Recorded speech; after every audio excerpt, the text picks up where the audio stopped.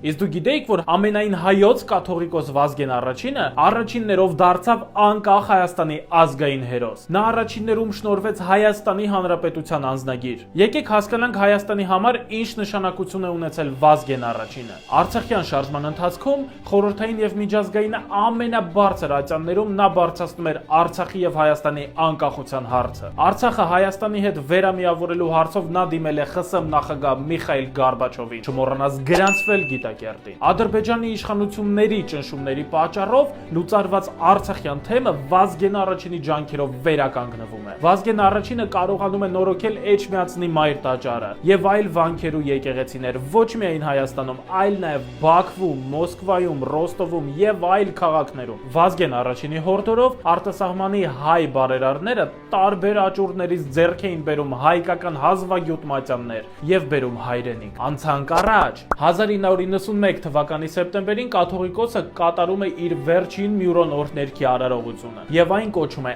անկախության մյուրոն եւ օրհնում է Հայաստանի անկախ պետության ծնունդը։ Եվ ամենավերջում ուզում եմ կրկնել Վազգեն Առաջինի խոսքերը. հայրենիք ստեղծել է հերոսությունը, հայրենիք շենացնել է առաքինություն։ Մենք ունենք հայրենիք, եկեք լինենք առաքինի։ Շնորհավոր նոր տարի։ Գեցե Հայաստանը։